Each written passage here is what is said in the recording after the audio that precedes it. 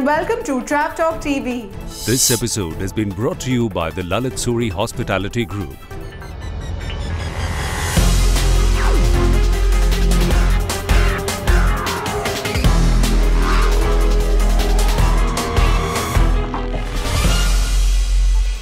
News this week.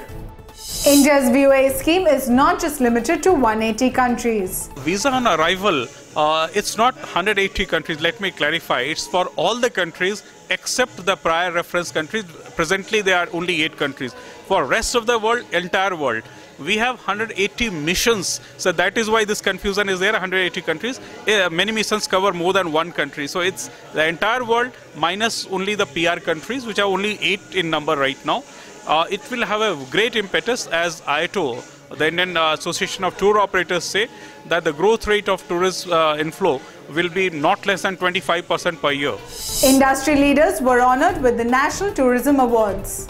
The National Tourism Awards were given away to the prosperous and successful members of the industry on February 18th at Vigyan Bhavan, New Delhi. Shashi Tharoor, Minister of State for Human Resource Development, was the chief guest at the function. RTE conducts a workshop discussing preparations for an international exhibition. India market is really important to us. For world travel market, it's exceptionally important, both from the visitor's perspective, the buyer's perspective, as well as participation from Indian-based product looking for international buyers. The global meetings incentive market is definitely coming into the India region. We're seeing a lot of suppliers, an increase in suppliers supporting our global events, not just sort of, for example, EIBTM in Barcelona, which obviously is our flagship event, but also the more regional events. So even our new events down in areas such as Latin America, in Africa, we're seeing a huge amount of Indian private sector trying to access those markets. And so, the market, as I say, both in terms of inbound and outbound, is very much growing. Air India's integration into Star Alliance will not be affected by FAA downgrading.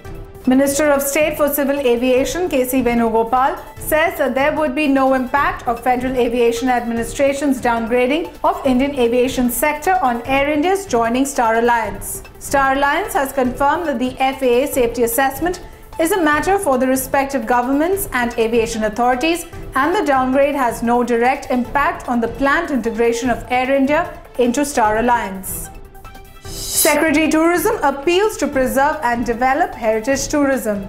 In a bid to boost heritage tourism in all the Himalayan states in India, PhD Chamber organized its 3rd Heritage Tourism Conclave in New Delhi.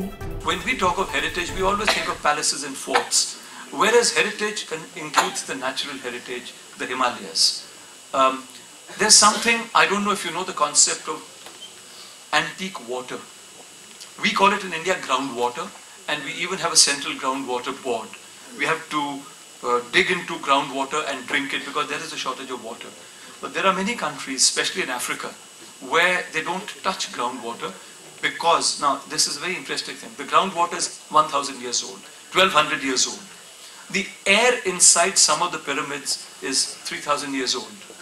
That's not an exaggeration. So when you enter a pyramid and open it for tourism, the air that's been trapped inside the pyramid for 3,000, 4,000 years escapes.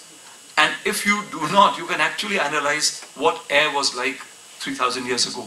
This water is also a heritage. Groundwater is a heritage. The Himalayas are a heritage.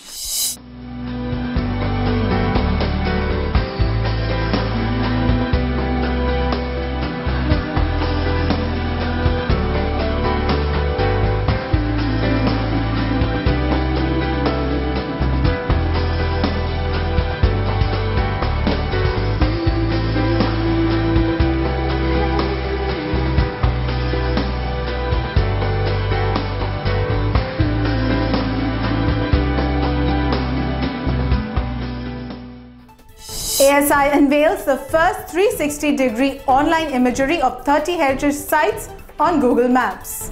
There is a lot of lack of information perhaps about the important monuments, about our heritage sites and so on, not just within the country but especially outside.